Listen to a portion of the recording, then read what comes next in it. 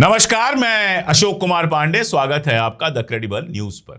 Iran मामले में जो कुछ चल रहा है, जिस तरह से बयानात आ रहे हैं और जिस तरह से ट्रंप पगलाया हुआ है, एक बात बहुत साफ समझ में आ रही है कि अब तक उसकी गुंडई जो चलती थी दूसरे मुल्कों पर, वो गुंडई ईरान में कतई नहीं चल रही। आप जानते हैं, टैरिफ की धमकी देकर, किसी चीज की धमकी देकर वो लगातार अपना काम निकलवाता रहा है। हिंदुस्तान को आप देखें, धमकियां दे देकर उसने ये हाल किया कि इंडिया ने चाबहार से अपने पैर पीछे खींच लिए, जबकि हजारों करोड़ रुपए हमारे वहां खर्च हो चुके थे।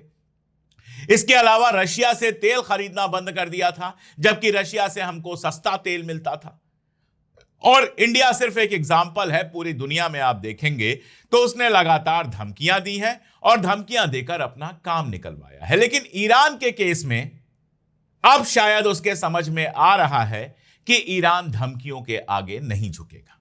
ईरान ने एक तो बहुत शानदार तरीके से इस जंग में उसका मुकाबला किया है, और दूसरी बात यह कि अपनी सॉफ्ट पावर को, या आप जिसको कह सकते हैं परसेप्शन बिल्डिंग को, अपनी इमेज बनाने को बहुत शानदार तरीके से किया है। बाकी बड़ी खबरों की तरफ चलूं उसके पहले मैं आपको एक वीडियो दिखाता हूं। यह वीडियो हिंदुस्तान का है। हिंदुस्तान में ईरान की एम्बेसी का है, जहां पर मीनाब की बच्चियों ने जो पेंटिंग बनाई थी, उस पेंटिंग की एक एग्जीबिशन लगी है। छोटी छोटी बच्चियों के हाथ से बनाई हुई पेंटिंग्स हैं कागज पर, जिनको सजा कर रखा गया है, वहां पर एग्जीबिशन लगाया गया है और देश भर से बच्चे वहां पर पहुंच रहे हैं, उन पेंटिंग्स को देख रहे हैं और ईरान के समर्थन में बातें कर रहे हैं। बेहद खूबसूरत सीन था। जब इन वीडियोस को मैंने देखा, एम्बेसी से किसी ने मुझे ये वीडियो भेजे, मैंने इन वीडियोस को देखा तो बेहद खूबसूरत लगा। इसमें बच्चों ने जो हमारा राष्ट्रगान है जनगण मन, वो भी गाया है और इस वीडियो के आखिर में हम आपको वो पूरा जनगण मन सुनवाएंगे। खैर, बात हो रही थी ईरान और अमेरिका की, और अमेरिका की धमकियों की। देखिए, कल का उसका ट्वीट आप देखिए, कल का उसका बयान देखिए। आज जब मैं बात कर रहा हूं तो हिंदुस्तान, पाकिस्तान और साउथ एशिया के अंदर 21 तारीख है, 21 तारीख की सुबह है। और कल उसके जो बयान आ रहे थे उनको आप गौर से देखिए। पहले कहता है कि जेडी वांस इस्लामाबाद के लिए निकल चुके हैं और ईरान का डेलीगेशन आएगा। ईरान का बयान आता है कि जेडी वांस साहब को हमारी सलाह यह है कि जो उन्होंने अपना ब्रीफकेस पैक किया है उसको अनपैक कर दें, अपने सामान अपनी जगह पर रख दें, क्योंकि हम नहीं आ रहे। कालिबाफ खास तौर पे जिस तरह का बयान दे रहे हैं, उसको देखेंगे तो ईरान की डिप्लोमेसी समझ में आएगी। जैसे परसों का बयान, 18-19 तारीख का उनका बयान है, जिसमें वो किसी चैनल से बात कर रहे थे और उसमें उन्होंने कहा कि शहादत मेरा आखिरी हासिल होगा, मैं शहादत के लिए तैयार बैठा हूं। इसका मानी क्या है? इसका मानी यह नहीं है कि मरने के लिए मरे जा रहे हैं। इसका मानी यह है कि हम जानते हैं कि अगर जंग दोबारा शुरू हुई तो हमारे लीडरान को निशाना बनाया जाएगा, और उनमें पहला नाम शायद कालिबाफ का होगा और दूसरा नाम अराक्ची का होगा। और कालिबाफ ने क्लियर कर दिया कि हम इसके लिए भी तैयार हैं कि तुम हमें शहीद कर दो, उसके बावजूद ईरान लड़ता रहेगा। उस बयान का मानी यह था। आगे बढ़िए, कल का उनका बयान देखिए।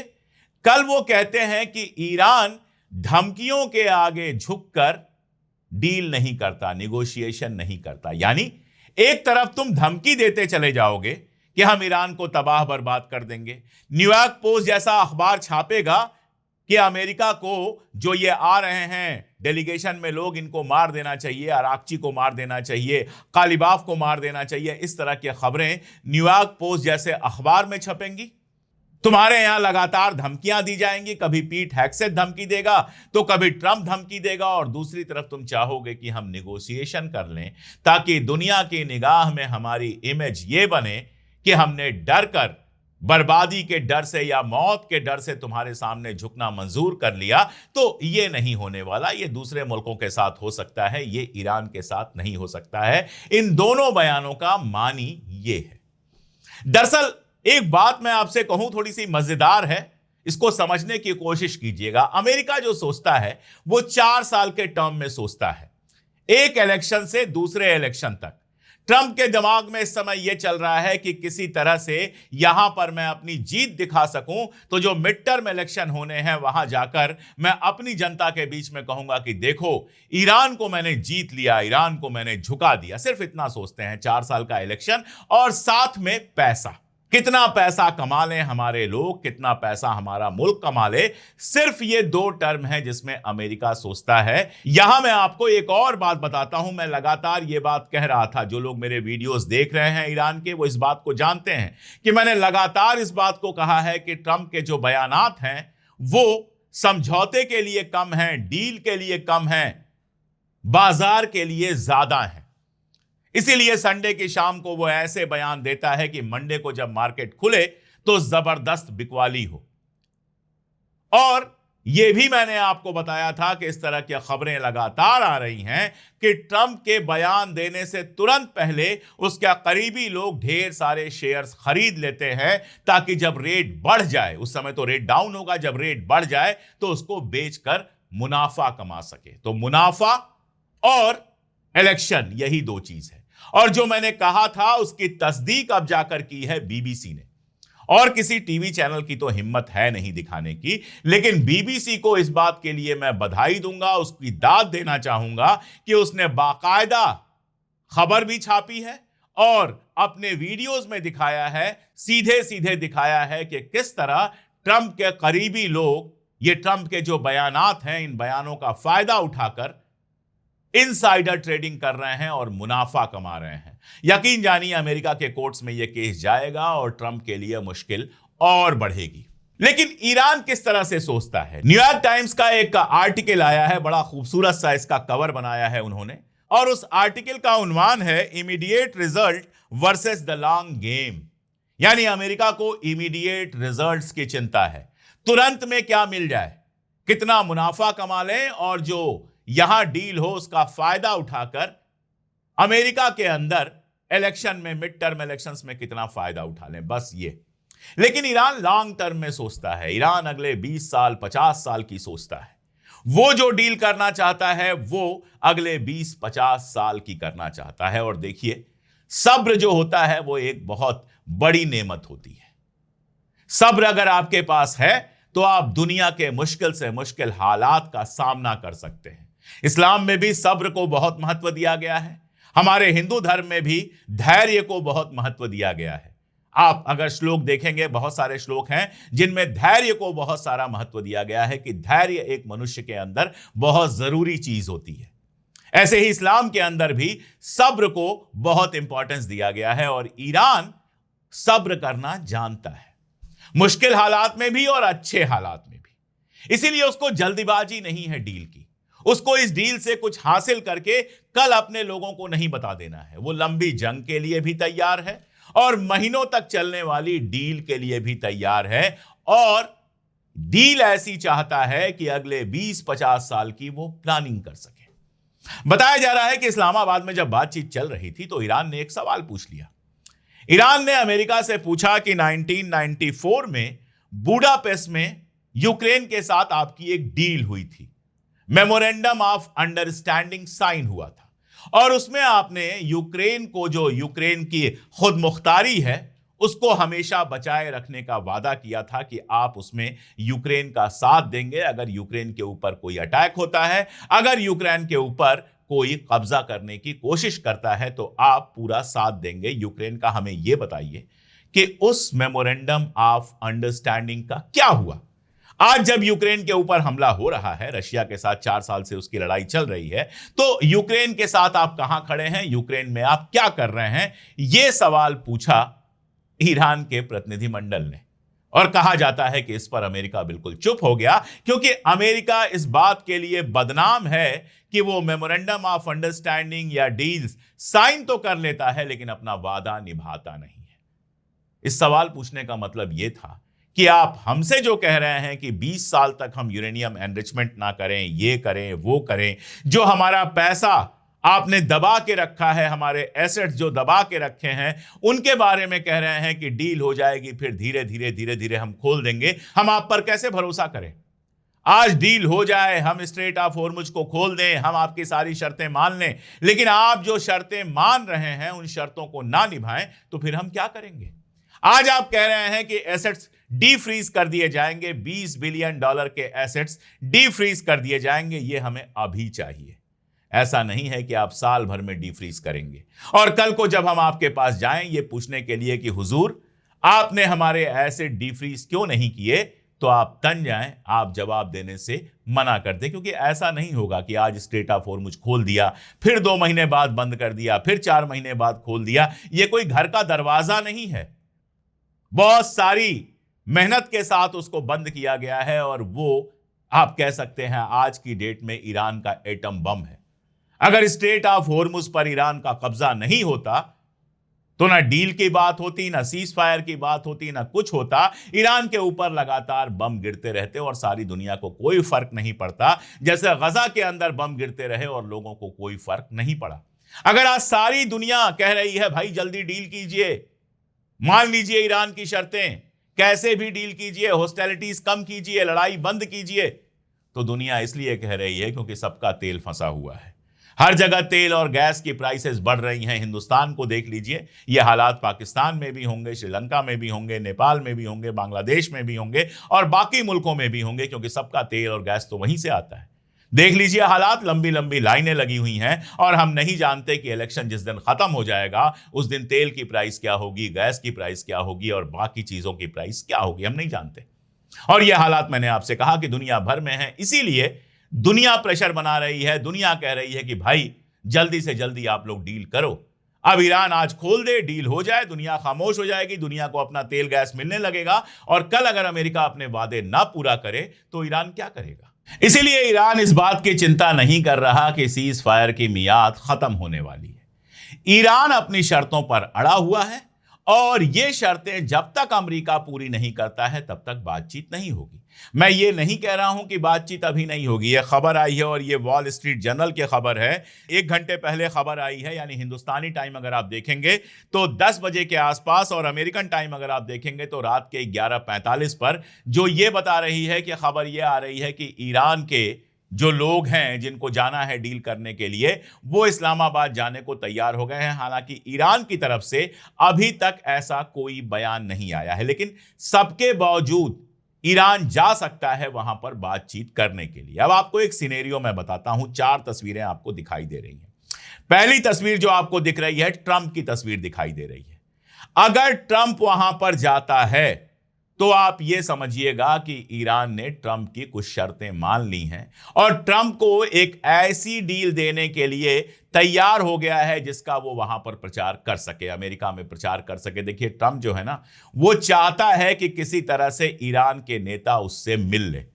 खामनेई साहब जब तक जिंदा थे कभी ट्रंप से या अमेरिका के किसी लीडर से मिलने के लिए तैयार नहीं हुए, और चाहे वो अराक्ची हो, चाहे कालिबाफ हो और चाहे इस समय मुस्तफा खामनेई हो, मुझे नहीं लगता कि ट्रंप से मिलने में उनका भी कोई इंटरेस्ट है।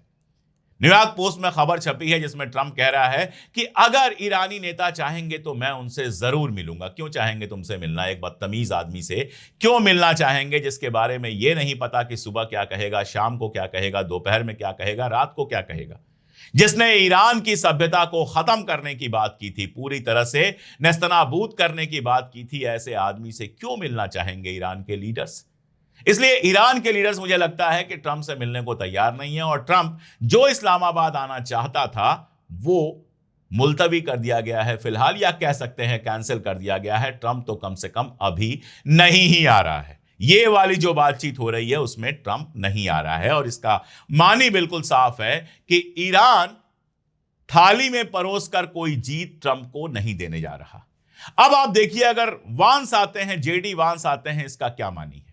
जेडी वांस आते हैं, इसका मानी यह है कि पिछली मुलाकात में ईरान ने जो शर्तें रखी हैं वो सारी शर्तें अमेरिका मान लेगा, थोड़े हेर फेर के साथ। अगर वांस नहीं आता है और केवल जेरार्ड कुशनर और स्टीव विटकॉफ आते हैं, इसका मानी बिल्कुल साफ है कि किसी तरह की कोई डील नहीं होने वाली। सिर्फ कैमरे पर तस्वीरें आएंगी और डील बुरी तरह से फेल होगी, बातचीत बुरी तरह से फेल होगी, क्योंकि ईरान पहले ही कह चुका है कि ये तो इजराइल के एसेट्स हैं, इनके साथ बात करने से कोई फायदा नहीं है।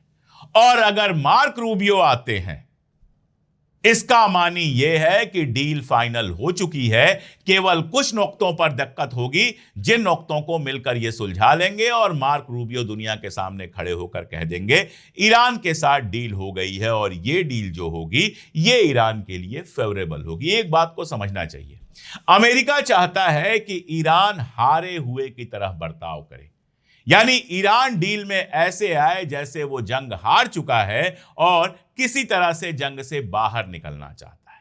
और ईरान जो बातचीत कर रहा है वो पोजीशन ऑफ स्ट्रेंथ से बातचीत कर रहा है, मजबूत जगह पर बैठकर बातचीत कर रहा है। ईरान का मानना है कि जंग हमने जीती है। ट्रंप कहते हैं नेवी खत्म हो गई और ईरान की एम्बेसीज अपनी नेवी की वीडियो जारी कर देते हैं, कहते हैं देखिए हमारी नेवी की ताकत कि स्ट्रेट ऑफ होर्मुज से निकलने की आपकी हिम्मत अब भी नहीं पड़ रही, किसी की हिम्मत नहीं पड़ रही। ट्रंप कहते हैं एयरफोर्स खत्म हो गया। तो जब आसिम मुनीर पाकिस्तान से आते हैं तो उनके अगल बगल दर्जनों फाइटर जेट्स लगा देता है ईरान और दुनिया को दिखाता है कि देखो हमारे पास फाइटर जेट्स भी हैं। और अमेरिका के अखबार ये खबर छापने लगते हैं कि अब भी जंग के पहले जितनी मिसाइलें थी उसकी 40% से ज्यादा मिसाइलें हैं ईरान के पास।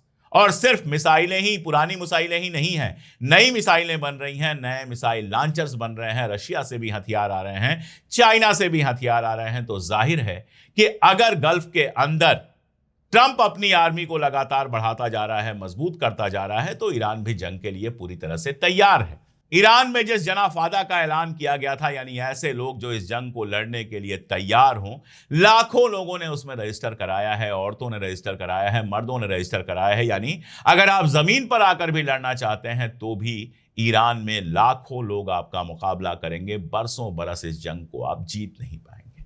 तो ईरान ने साफ दिखाया है कि ना हम जंग में हारे हैं और ना हम डिप्लोमेसी में हारेंगे। जंग में जो आप हासिल नहीं कर पाए वो आपको डिप्लोमेसी में हम नहीं देने वाले हैं। टफ निगोशिएटर है ईरान। और पर्शिया का इतिहास जिन लोगों ने पढ़ा है वो जानता है कि किस सब्र के साथ वो डिप्लोमेसी करता है, किस होशियारी के साथ डिप्लोमेसी करता है, और उसको हरा पाना बेहद मुश्किल होता है। ये तो ट्रंप भी कह चुके हैं काफी पहले कि ईरान जंग नहीं जीतता है लेकिन डिप्लोमेसी हमेशा जीतता है। इस बार मैंने पहले भी कहा है कि जंग भी जीती है और डिप्लोमेसी को भी जीतेगा। तो सवाल ये उठता है हो क्या सकता है। ये हो सकता है कि ईरान के लोग इस्लामाबाद में पहुंचे, लेकिन यह संभव नहीं है। फिलहाल यह मुमकिन नहीं दिख रहा कि कोई डील इस बार साइन हो जाए।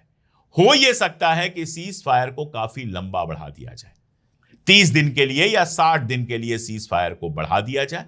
और साथ में ईरान यह शर्त रखे कि लेबनान में भी सीज फायर को बढ़ाया जाए। मुझे लगता है यह शर्त पहले ही रखी जा चुकी है, क्योंकि खबर यह आ रही है कि लेबनान और इजराइल के बीच अगले राउंड की बातचीत वॉशिंगटन में होने वाली है। और ये जो 30 दिन या 60 दिन का वक्फा हो, इस वक्फे में डील के एक एक नुक्ते पर बातचीत हो। ट्रंप को यह कहा जाए कि तुम थोड़ा चुप रहो और उसके बाद यह डील फाइनल हो। देखिए, ट्रंप के ऊपर बहुत तरह के प्रेशर हैं, इस बात को समझिए। डेमोक्रेट्स पूरी तरह से इजराइल के खिलाफ हो चुके हैं।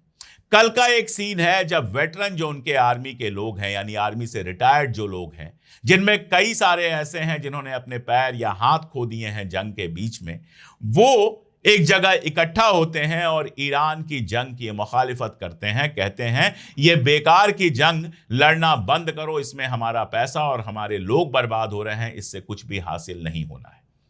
यूरोप की कंडीशन यह है कि यूरोपीय यूनियन से यूएन एक्सपर्ट्स कह रहे हैं इजराइल के साथ रिश्ते खत्म करो।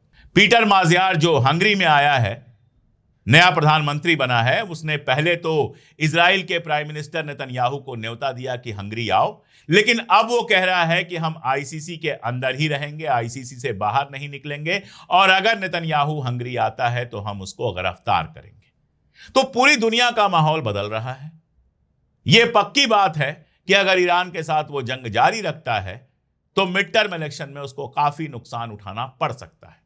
इसलिए चारों तरफ से जो प्रेशर पड़ रहा है, ट्रंप कैसे भी इस जंग से बाहर जाना चाहता है। वो चाहता था कि धमकी के साथ, गुंडागर्दी के साथ, बड़ी बड़ी बातें करके ईरान को झुका लिया जाए, लेकिन ईरान झुकने वाला नहीं है। तो अगर पागलपन चढ़ेगा तब तो ईरान पर वो दोबारा अटैक करेगा और फिर जो लड़ाई होगी वो दुनिया देखेगी। फिर डील करने के लिए इतनी आसानी नहीं रह जाएगी, बरसों ये लड़ाई चलेगी। और अगर दिमाग काम करेगा, जो लोग प्रेशर बना रहे हैं वो प्रेशर अगर काम करेगा, तो इस्लामाबाद में बातचीत होगी। इस बातचीत में लंबे सीज फायर पर सहमति बन सकती है। मैं तो चाहूंगा डील हो जाए, लेकिन फिलहाल कोई उम्मीद डील की नहीं लग रही। फिर उस लंबे प्रोसेस में 50-60 दिन जो भी होगा, एक डील होगी, डील पर बातचीत होगी, और वो डील ऐसी होगी जिससे ईरान इज्जत से सर उठा कर रहे, ईरान का भी फायदा हो, उसके फ्रोजन एसेट उसको मिल जाए, मिसाइल के ऊपर कोई बातचीत ना हो, और भी बहुत सारी चीजें हैं जो मैं कई बार बता चुका हूं। तो अभी इंतजार करिए, देखिए ईरान फाइनली आता है कि नहीं इस बार नेगोशिएशन टेबल पे, और अगर अमेरिका आता है तो वहां से कौन कौन आता है, और उस पर ही यह तय होगा कि आगे ईरान और अमेरिका में जंग बढ़ेगी या फिर सीज फायर लंबा होगा।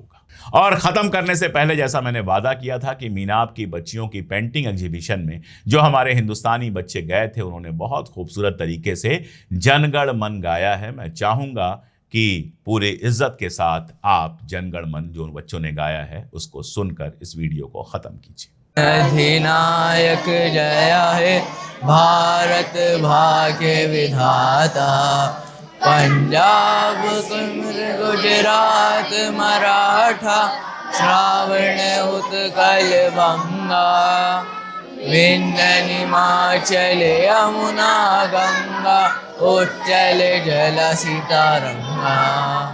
तब शरणा में जागे, तब शुभ आशीष मांगे, गाए सब जय गाथा, जन गण मन नायक जय हे भारत भाग्य विधाता।